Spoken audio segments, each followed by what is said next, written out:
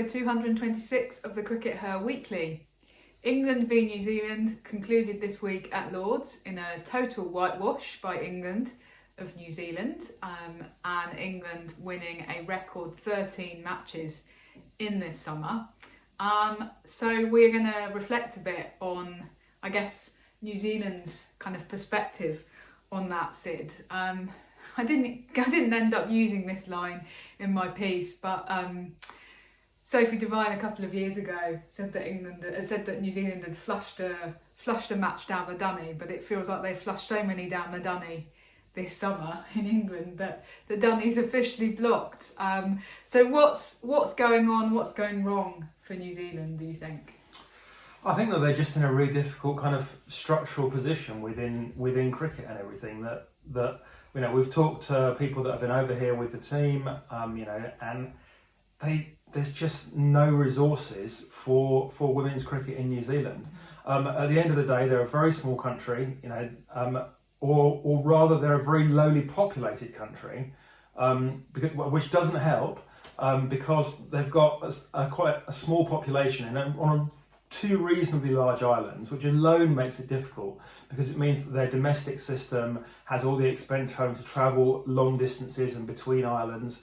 So they are struggling with their domestic system, essentially. They've got a domestic system which is basically kind of a little bit further advanced perhaps than England's was in 2015, perhaps in a similar place to where England was in 2016 after the Kia Super League came in. When the first Kia Super League came in, the domestic players made £3,000 I think from that first Kia Super League. And that's the kind of money that the domestic players are making if they play all of the games in the Super Smash. They also make a little bit of match fees in the Halliburton Johnson Shield. Yeah, because we're talking about match fees here rather than contracts of the kind where you're actually paid a salary, right? Yeah, absolutely. So if you don't play, if you miss games because you're injured or whatever, you don't get those match fees. So players are finding it difficult to commit to cricket. Almost everybody within the domestic system, if you're not a student or have got extremely wealthy parents, then you need to hold down a second job. And their domestic system is, just not really quite strong enough to be able to kind of support things as they are. What New Zealand cricket really need in some ways is to go back kind of 10 years and to get two New Zealand teams in the WBBL. I mean, that would be the ideal situation because if they could get a couple of New Zealand teams in the WBBL, then suddenly there's a much stronger kind of underpinning to the domestic cricket they're getting, because the fact that New Zealand is kind of isolated. And we have some England players going over there. Lindsay Smith has been over there a couple of times. Holly Armitage has been over there a couple of times. Eve Jones has been up there over a little bit further in the past. But they're not getting the kind of quality of domestic cricket that they would get if they were participating in the WBBL. But realistically, that's tricky though, isn't it? Yeah, because realistically, you've got to find the funding then. Yeah, to it's not fly two entire. How does it work? Do you fly two entire New Zealand teams over to Australia, and then you've got to pay for them to live in Australia for like 6 weeks? All these challenges mean that at the end it's probably not going to happen. It's the financial fundamentally issue. These financial constraints are crippling New Zealand, and really the issue needs to come back to the ICC, because it's the ICC that are distributing money within cricket, and they've chosen to distribute the vast majority of the ICC's own resources, which come from largely from television money from the World Cups. That mostly goes back to the big three. And that allows the big three to, kind of invest and build. They've built their women's teams partly off the back of this. So the big three: England, Australia, and India. Yeah. Just in case anyone was questioning who we meant by that. And then teams like New Zealand have been allocated just about enough money to run their men's programs, but it means that when it comes to running the women's programs as well, the only way to find additional resources for the women is to take it from the men. Realistically, that's probably not going to happen either. So, they're in a very tricky situation. They are. I mean, it's interesting because a few years ago we said similar things about the England domestic system compared to the Australian one, right? So in 2019, when England had a really disastrous Ashes series, it's easy to forget now, but everybody was saying at the time, England are 10 years behind where Australia are. And that's actually been said literally this week by Frankie Mackay about New Zealand compared to England. She said on the BBC that New Zealand are 10 years behind England. Now, England have actually managed to catch up reasonably successfully in a much quicker period than 10 years, right? We're 5 years down the line from that. and we probably would now say that we're much more on a par with Australia in terms of being able to compete with them, for example, in last summer's Ashes series. So it would be possible, I think, for New Zealand to catch up quicker than 10 years, but you need the money, and that's what the ECB has actually done quite successfully over the last 5 years, is pour in vast sums, probably not vast if you look at the overall money that they're spending on cricket, but quite a lot of money in a relatively short space of time into making the England domestic system professional. Now, it's whether New Zealand have any ability to do that, as you've just described, Sid. They haven't really got, they're struggling even to support their men's professional setup. And is there, as I said a couple of weeks ago on the CRICKETher Weekly, is there actually the political will to take money away from the men and give it to the women? Yeah, and we're in that sense, we're asking New Zealand to do something which Australia and India and England actually haven't had to do. Yeah. So you're saying we didn't need to take money away from our men because we had sufficient resources. We get bigger TV deals because we know we're a bigger country. We get the bulk of the ICC revenue. Yeah. So we didn't need to do that. And we're saying now to New Zealand, well, the only way you can do this is to potentially take money off your men's team. And it's a big ask. Yeah. We wouldn't complain about them doing it. But realistically, is that going to happen? Probably not. Yeah, and I think to some extent, England and India and Australia need to take some responsibility for this, because it's quite easy for Heather Knight and John Lewis now to sit back, put their feet up for a few weeks and go, oh, well, we've had a great summer. We've won 13 matches. We've won 8 against New Zealand. And we didn't lose a single match. Job done. John Lewis is probably feeling quite smug and thinking, had a great time.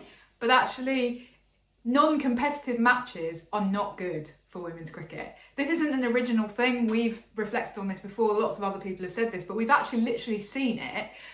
We were praising the crowd of 16,500 at the Oval. Do you know how many tickets they'd sold for that? Over 20,000. Okay, so that means that quite a few thousand people decided that they weren't going to go because they didn't think they were going to see a good cricket match. And actually, the people who did turn up probably had a great time, but maybe didn't see a particularly good cricket match because New Zealand were particularly poor at the Oval. Quite a lot of fans were fouled out before the end. I mean, the Oval's notorious for having only kind of one big tube station nearby, which everybody wants to go to because that's your key connection point. And so it's notorious for having to queue for ages if you're, filing out of the ground. I think there are 2 tube stations, but anyway, that's just geography, Sid. Oh, okay, sorry. There's Oval and Vauxhall. I don't know my South London, just south of the river, Raf.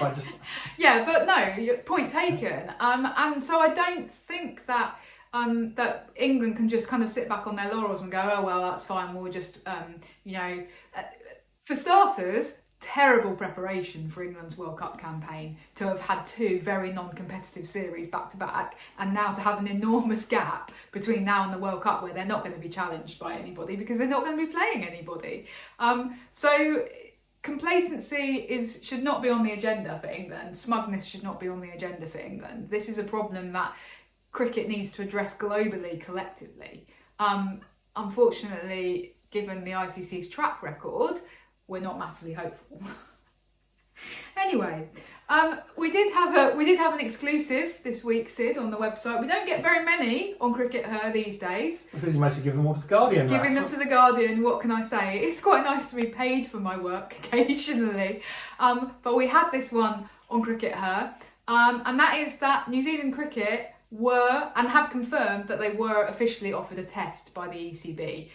As part of this tour. Now, we'd spoken about this a few weeks ago in the podcast as sort of something that we'd heard kind of slightly off the record being spoken about by the ECB, but New Zealand cricket actually got back to us this week and said, we're confirming that. Hands up. Hands up. We were offered one when this tour was being planned, and we said no. It's and actually their reasoning for this was quite interesting, Sid. So the statement said the decision to decline was based on strength and conditioning and preparation rationale, most importantly playing as much white ball cricket as possible in the lead up to the 2024 T20 World Cup. So I think that's really interesting because a lot of people read this story and then commented either on the website or on Twitter or on social media just saying, well, of course they're not going to accept a test because it's really expensive and they can't afford it. they can barely afford to scrape together 2 pennies for the men to play test matches, right? But New Zealand Cricket aren't giving that as their public rationale for why they've declined this. So I think that they're kind of almost putting their hands up and going, well, we know that just saying we can't afford it isn't going to fly as an excuse, because somebody somewhere will then crunch the numbers and go, well, hang on a minute, you're playing all of these men's tests and you're probably playing all of those at a loss because you're not getting great crowds to them. So how come it's okay for you to make a loss on men's tests, but you're not prepared to do that on a women's test, just as a one-off, that you wouldn't even have to host yourself? Yeah, and it's worth adding just quickly at this point that the point here is that although the ECB were hosting the test, the ECB would have paid for the ground and all the facilities and all that kind of stuff, the hotels. The New Zealand Cricket Board would have had to pay their women's match fees, and that's the key to that. That would have cost them over 100,000 New Zealand dollars, and that's the key financial consideration that we think is going on here. Yeah, absolutely. And as I say, a lot of people did kind of raise this financial concern. I mean, my response to this is not really changed from my response to it, 5 or 10 years ago when people were saying the same thing about England, Australia, India playing tests. It's, well, if the smaller men's nations can keep playing tests and not be worried about the money side of it, then why is there this massive double standard for women's Test cricket? I mean, West Indies men currently in England playing in a Test series, but they're always saying that they've not really got very much money and that they're really struggling. And we talk about them struggling to professionalise their domestic system for the women, but yet they've got enough money for their men to play in test matches. The New Zealand men's team, why is it okay to spend a load of money on them playing test cricket, but not the women? So it does feel like whenever these debates come up, there's a huge double standard. The other double standard, of course, is, and I did find this a bit disappointing actually, is people looking at the white ball record of New Zealand women on this tour and going, well, they lost every match, so why bother playing a test? And it's just like, well, England in recent history have had terrible tours, particularly against Australia, in 2015, 2017, 2019, when we were barely competitive against Australia. Nobody ever turned around and said, oh, well, why are you bothering to play a test then? Well, we should just ditch the multi-format. Where are the people saying the current West Indies men's team shouldn't be playing a test because it's not been competitive? Yeah, absolutely. So that's kind of frustrating. But these are people who support women's Test cricket when it's against England and Australia, or against Australia and India, or they're happy to support it against other countries who are competitive. But when it comes to trying to bring somebody else on board, they're just going, oh well, because New Zealand would probably have lost that test, there's no point. And I just think, like I was saying about South Africa a couple of weeks ago, if we're going to support women's Test cricket, we can't be selective about it. We can't afford to just exclude people based on the fact that they're not going to be able to compete. If we'd done the same thing in the late 90s, then we would never have asked Pakistan to come and play in a Women's World Cup, or Sri Lanka to come and play in the Women's World Cup, because they weren't competitive initially. They were being beaten by Australia by 300 runs. So, you have to start somewhere. And if we don't push for it, this is what you were saying, Sid, if we don't push for it, who else will? Exactly. So, yeah. So we're going to keep pushing, I guess. Well, I just think the other thing is, it's Test cricket. It's the pinnacle. So many people see it as the pinnacle. And by saying, well, New Zealand aren't very good in white ball, so we're not going to let them play the pinnacle, it's just really frustrating and just wrong, actually. Just fundamentally wrong to say to anybody that you can't play in what most people still consider to be the pinnacle of cricket. Anyway, Sid, in other news, the 100 is getting underway again this week.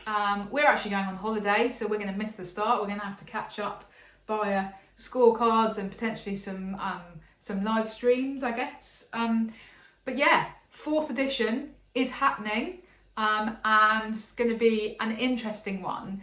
We mainly wanted to focus our discussion on the ownership kind of future, if you like, because Tim Wigmore reported in the Telegraph this week that there are some difficulties with the ECB's plan to sell off its stake in these 100 teams, Sid.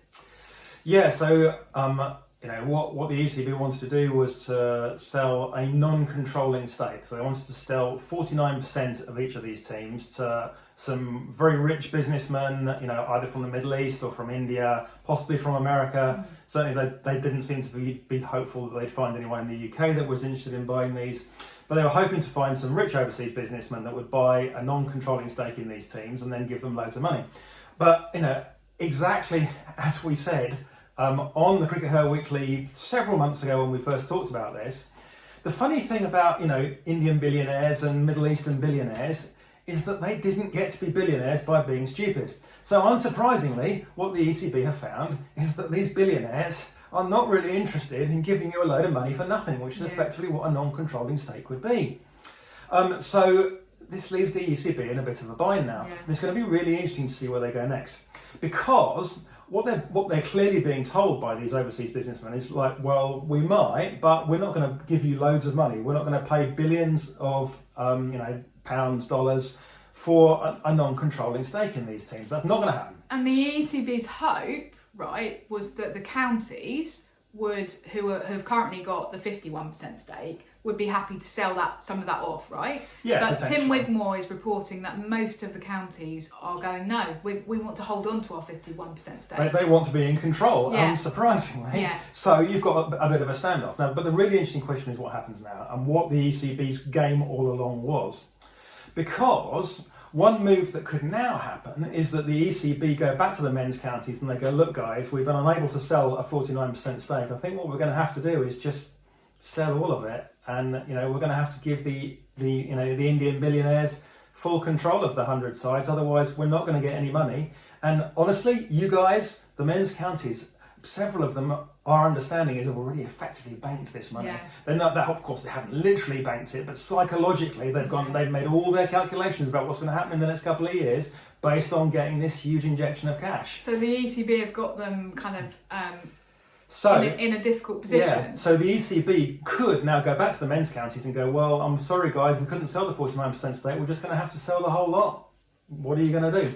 Now, I don't know what the two Richards are thinking about this, but there's kind of an interesting thing here that, well, it seemed to me always pretty obvious that this was going to happen. Was this their game all along? I guess that we're going to find out in the next couple of weeks. We're going to find out whether or not they're going to sell the whole thing, or whether or not they could still pull back and go, well, sorry, men's counties, there's going to be no big injection of cash because we couldn't find anybody that was prepared to give us billions of pounds for not a lot. Yeah, I read a report in The Guardian that the one offer that they've had has been so much smaller than they were hoping that they've just said, no, that's not even on the table. Yeah, and it was it also wanted a 3/4 stake in the entire operation. So they've kind of overvalued it, basically, haven't they? Potentially, yeah. But then if they only get a few 100,000 in, then there's probably no point in them doing it. So really interesting to see what happens next. We'll be following it closely.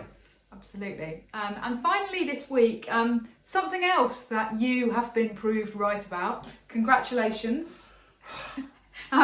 Cricket Scotland's Super 10, which was scheduled for August, has, according to the Cricketer, been cancelled. There's going to be basically a franchise competition being played purely in Scotland in August, and there was a plan for a very limited women's component of it. I think it was for 3 women's matches across the opening weekend.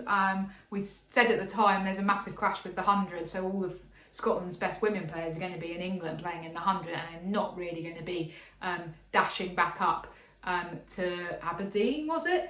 To play in these matches. The Cricketer reporting that the ICC has refused to sanction it. Yeah, I mean, this is basically what we tried to say. I mean, we had to be really careful from a legal perspective what we said when we talked about this a couple of months ago. But essentially, what we were trying to tell you guys was that that there was just nothing behind this. It was smoke and mirrors. There was nothing behind it, and to me, it clearly wasn't going to happen. I guess the people at Scotland thought it was going to happen. Yeah, clearly. Someone phoned them up and said, we're going to, make you guys rich. Or you're all going to be millionaires by tea time. Well, there was a registration system open, because I looked into this a little while ago. There was a registration system open for male and female players. It was online. You could type in all your details. Did you register, Raf? I didn't register, no. So Maybe you should have done. I did, apparently. Apparently I should have done. You'd have got exactly the same amount of money as Catherine what's Sarah Price. What's your global ranking in women's cricket? I have no idea, but it's gonna be pretty low. Actually, it might be quite high because the ICC's rankings are very strange. Anyway, it's not going to happen. Not gonna happen. Sad for Scotland, but Sid. Told you so. Yeah. Oh, you actually said that. I thought you were trying to avoid saying that. Anyway, thanks very much everyone for tuning in. Enjoy the start of the 100. See you in a week. Bye.